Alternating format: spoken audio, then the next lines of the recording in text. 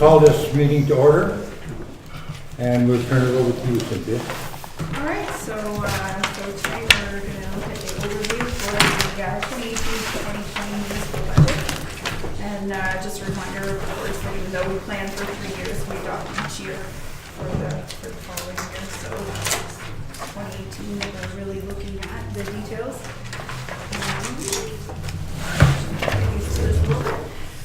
So some of the challenges that we've had in preparation of our budget this year, of course, the decreases in provincial funding. The OMPF decrease for this year was $46,900. And of course, that follows decreases last year of $98,700 and the year before that $70,900. So, our decreases are continuing.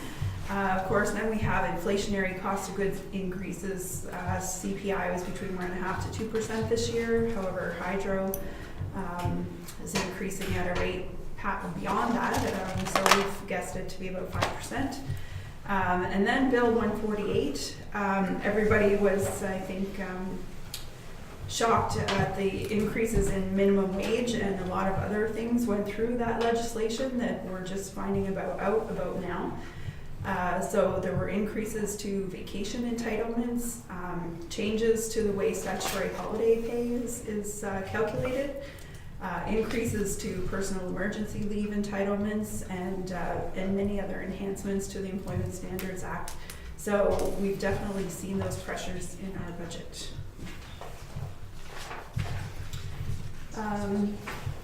So this year, even though the DSAB budget overall went down like 0.82% or something, our apportionment has gone up $53,529, and that's something that is sort of beyond our control.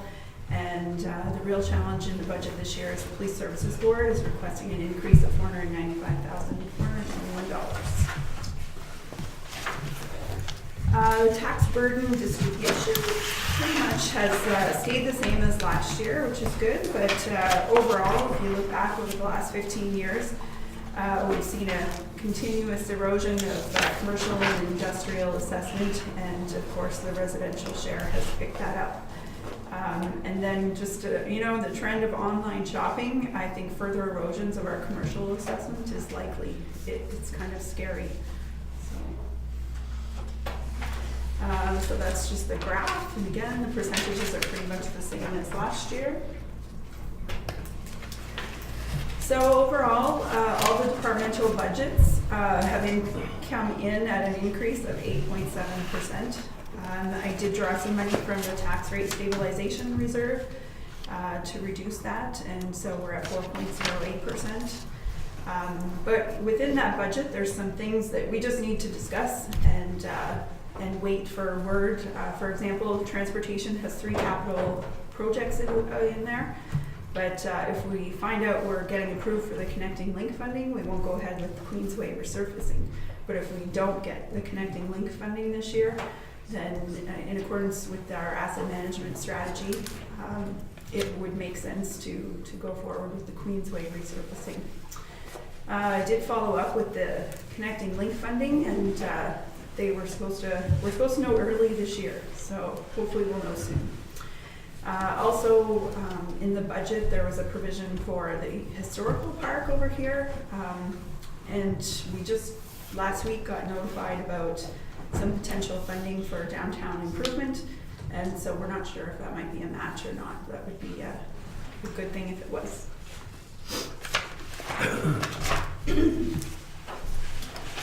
So I apologize, I know this is still small, even though it's up on the big screen. I could just run through each of the departments then and highlight some of the changes. So with Treasury, that's just mostly where all of our funds flow in from, and the decrease there in the revenue is reflective of the decrease in the OMPF grant.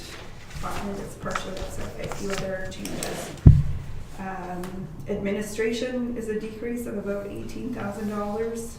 Fire is a decrease of $1,600.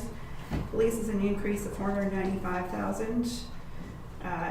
Building inspection services is a decrease of about 10,000 POA.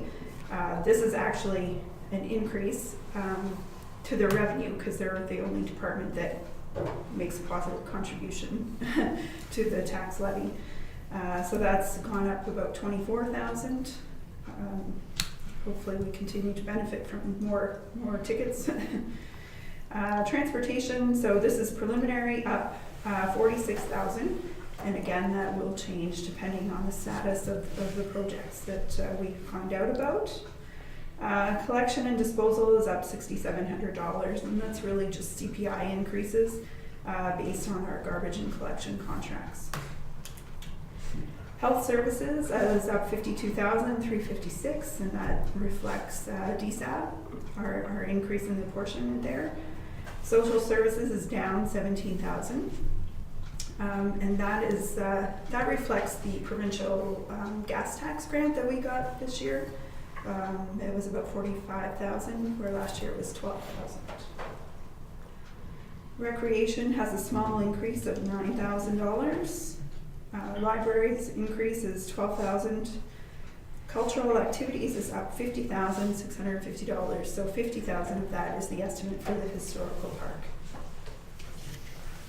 Beautification was up $16,000, and a lot of that is really just the improved coding since we started allocating out all the benefits. Previously that all got stuck in Public Works, and so these codes didn't necessarily have a payroll burden account associated with them, so that's really what that is. Would the minimum wage be an issue with that too? Absolutely. Cynthia, could you answer that? Minimum wage isn't so much affected in that area. It's really mostly the Public Works funding, but where we saw the changes in minimum wage was really with the summer students Okay. and in a few positions of the complex. Okay, so planning and development is down $2,000. And economic development is up $6,000. And again, there's provision in there for some flags to replace some of the flags on the main street. And again, that may be something that's funded by this grant, but we don't really know the details yet.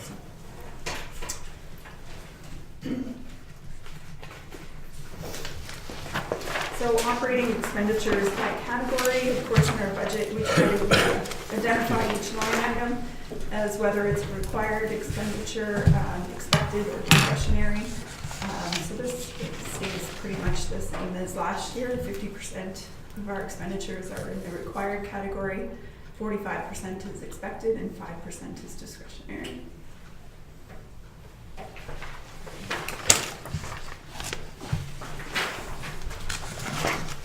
So then if we just look at operations and where our revenues come from and where our expenses go, 47% of our overall revenues come from taxation, 18% come from grants, 34% from user fees, and this year we have 1% coming in from reserve transfers for different projects. An example of that would be the election. So each year we put some money aside, and this year we have an election, so we're going to bring that in from reserves. Under expenses, these are pretty similar to what they were last year as well. 45% of our expenditures are wages and benefits, 12% material and supplies, 27% contracted services, which includes our utilities. We have 6% provision for amortization. Financing and transfers, I don't think even registers, it's so small. And external transfers, so that would be to DSAB, would be 10%. And so just another way of looking at it, how are your tax dollars spent? What we've seen change from last year was an increase in the police department. I think last year they were about 20%, this year they're 23%. So all the other categories sort of were adjusted a little accordingly.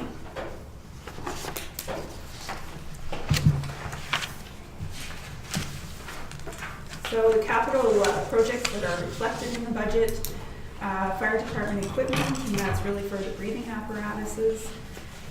Police department, we have a transfer to the reserve and some other equipment for $25,000. So I've put $100,000 in there right now for Queensway resurfacing to be discussed when we get to that part of the budget. The connecting link job, Station Road to 2nd Avenue, so it's a pretty sizable job if we happen to get the grant funding this year. Hard surfacing, which we do a little of each year. Vehicles and equipment, that's just one piece of equipment at Public Works. So then, we had worked out a few years ago how much we should be spending each year on equipment in Public Works, and it was $115,000. So because we're only looking to spend $25,000 this year, then there's $90,000 to go towards that reserve. The caravan is on here. That's just a carry over from last year. We were notified we got funding for a new caravan, but it's still on order. Hopefully be received soon. And then the next item was the Owl Secord Trail extension and a bit of development at Clear Lake. So we were notified for accessibility purposes that we got that grant of $26,000. The historical park, as I mentioned, $50,000. The biosolids study, which is underway, and we got funding for that as well, and that's going to take the previous studies that have been done and our pilot project and consider the changes in the legislation, and hopefully they'll come and be able to recommend the optimal solution to council. Infrastructure renewal, phase 2A. So we got some funding there last year to do some engineering work, and we've applied for OCIF funding to do the first phase of that, which is Catherine, Jean, and Elizabeth. And again, we haven't heard about that one yet. And then there's a little bit of carryover for the water meters as well.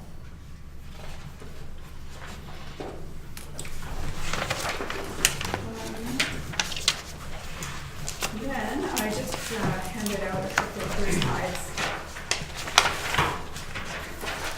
along with the detail on the reserves. So our reserves are a little high currently, but the plan is to reinvest those in the community in the upcoming years, and then our reserve levels will go back down to closer to what they were previously.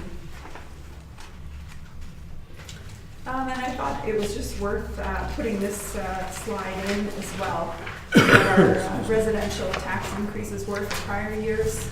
So last year we had a small increase, 1.45%. Prior year we had a decrease of 0.2%. And then the 3 years before that it was 0.42, 0.29, 0.17. So overall, if you add up all those amounts, it's about $50.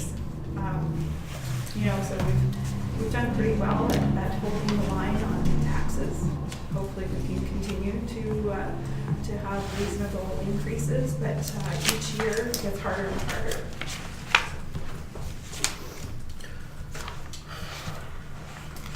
So I just wanted to also update the assessment at risk. So this is the chart that I downloaded. It just shows that there's 13 properties of 13 appeals currently outstanding.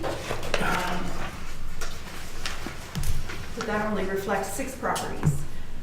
So the assessment on that was $54 million, and municipal taxes at risk represent about $1.8 million, which, just to put it into perspective, would be 22% of our current year levy. So it's very unlikely that we'd lose all of that, but that is the portion that's at risk pending hearing decisions.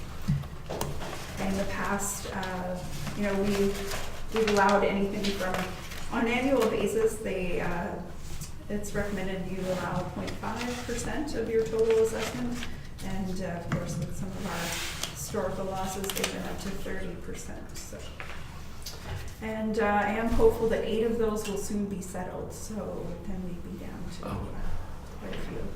Yes. that's pretty much the budget overview. Okay.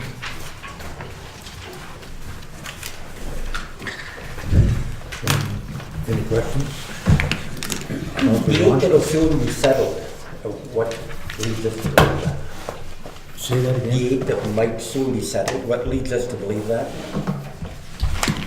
So I have received notification that those would be withdrawn. But there is a bit of a settlement there for from some prior year phase-in amounts and that, so I've been advised for quite a while that those would be withdrawn and they haven't been yet. Okay. Councillor Bill? If those assessments, let's say we lost 20% of those assessment value on $1.8 million, that would mean that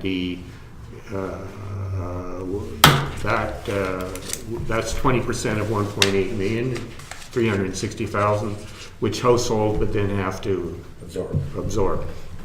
Okay, yeah, Yes, Okay, okay. I wasn't sure if that's a question or a statement. yeah. I Anyone just else? wanted confirmation. Yes. Yeah. Anyone else? I would like to know how much of Queen Street or Queensway would be done. I think it's the west side of the highway. Only the west side. I'm not sure. The other side looks relatively good, that's why I'm asking. Can you answer that? I don't know those details. Public Works will certainly Yeah. bring that out when we get to that part. Okay, Yeah, I was gonna say, we'll probably be dealing with it, worship, when we end up with departmental budgets and they come through their capital, that'll come under their capital Yeah. portion. yes. Anyone else? All right, we got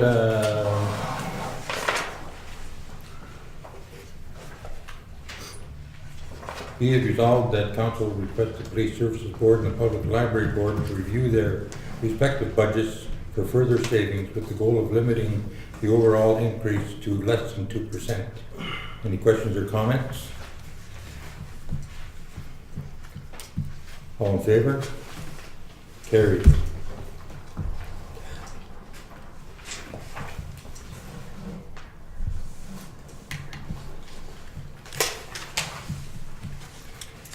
And be it resolved that council requests an extension to the response time of March the 20th, 2018 by 2 months to the OPP proposal. Questions or comments? Oh, are we doing that under this portion of the meeting? I thought we were just dealing with the budget. We're gonna do it all now, okay?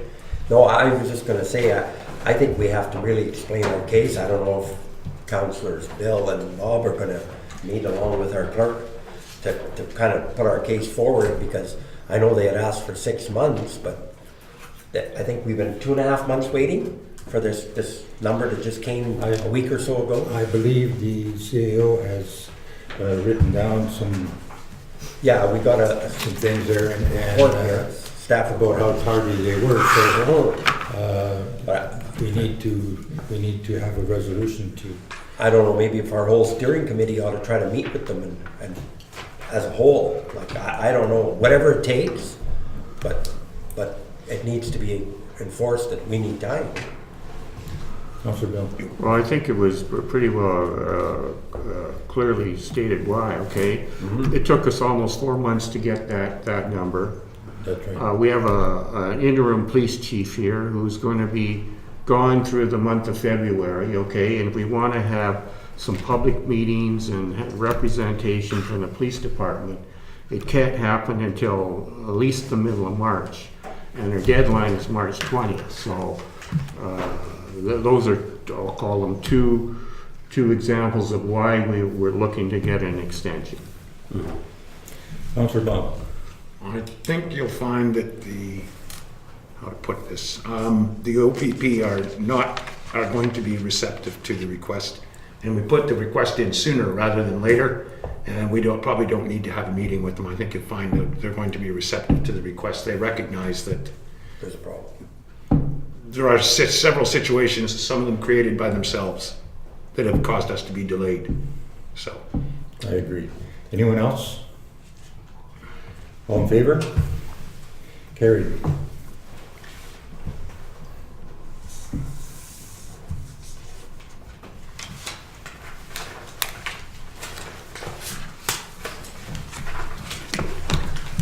All right, it be it resolved that the special meeting of council is hereby adjourned.